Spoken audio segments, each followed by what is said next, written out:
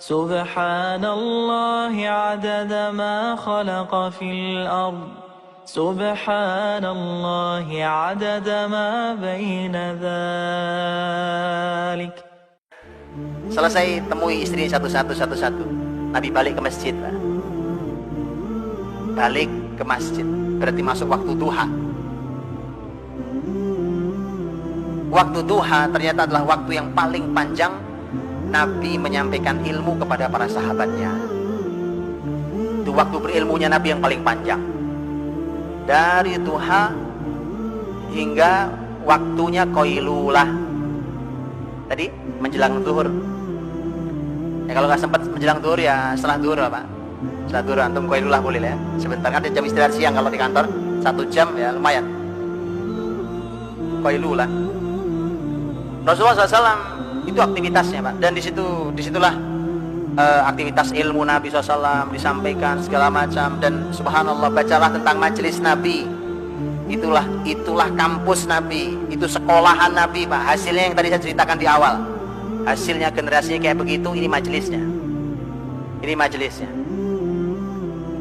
Rasul wafat, dunia perlu ahli apa? Madinah punya, Pak. Maka dari itu, begini cara belajarnya harus diulangi. Hari ini juga sama, Pak. Pendidikan kita, ya, cara ngajarnya, apa yang diajarkannya, nggak tahu itu konsepnya siapa. Teori muter dengan sekolah, pinter nggak, soleh nggak, tadi saya bilang itu. Karena bukan konsep Nabi, saudara. Kalau konsep Nabi itu, subhanallah, Pak, singkat, kurikulumnya mudah, hasilnya dahsyat. Hari ini kita kurikulum banyak, waktu banyak. Kuliah sampai S1 aja umur udah 22 tahun. Lulus S1 masih bingung mau ngapain, kan? Nikah nggak berani, kerja masih nyari, mau ngapain?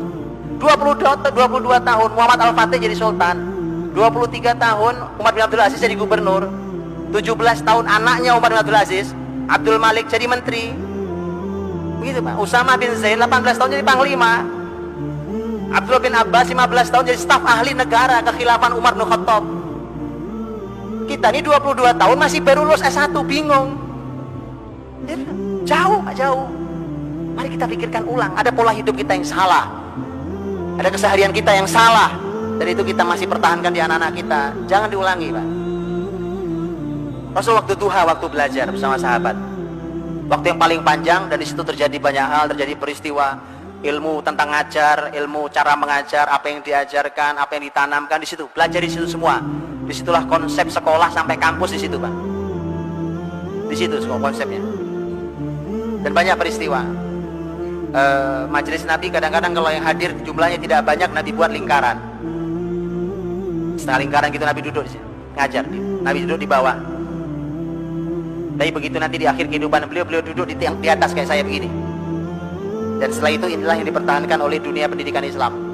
Dua-duanya pertahankan, duduk bareng dengan gurunya sejajar, dan duduk gurunya di atas lebih tinggi dari muridnya. Makanya Bapak Ibu bisa lihat di Masjidil Haram, Masjid Nabawi hari ini pun masih dipertahankan. Gurunya duduk di kursi lebih tinggi daripada muridnya. Dan itu beda, Pak. Dengan posisinya berbeda antara guru sejajar duduknya dengan muridnya, dengan ini ilmu sendiri. Itu nyaris gak pernah dibahas, kan? Kita tidak pernah punya panduan. Dalam Islam dua-duanya ada. Kadang-kadang kalau yang hadir sedang banyak, Nabi buat soft, 2 soft. 2 soft itu maksudnya kanan dan kiri, bukan soft ini, tapi soft kanan kiri.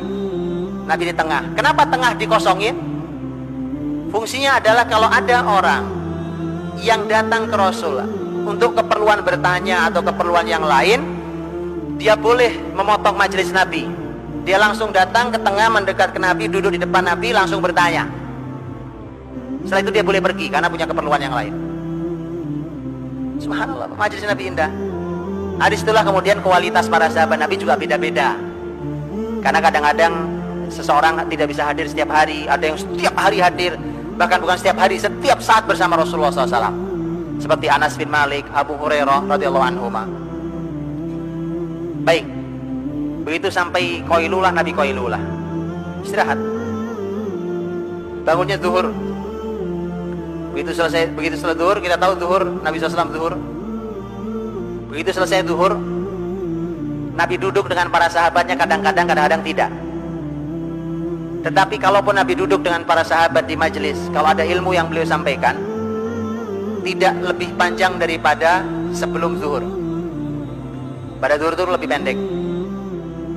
Kadang-kadang Nabi SAW memanfaatkan waktu itu untuk ziarah, menziarahi cucunya, menemui cucu-cucunya, menemui anak-anaknya. Terkadang Nabi manfaatkan itu juga untuk mengontrol pasar, controlling pasar. Nabi jalan mengontrol pasar, melihat aktivitas ini syar'i apa tidak syar'i, benar apa tidak benar. Seperti ketika Nabi menegur tentang seorang yang menjual korma yang ditutupi atas sama yang bawah beda, Pak. Itu kerjaan pedagang, sebagian pedagang hari ini juga gitu. Itu penipuan dalam Islam. Man ghasyana falaysa minna, kata Nabi. Yang menipu begini ini bukan bagian dari kami. Tidak boleh dilakukan itu.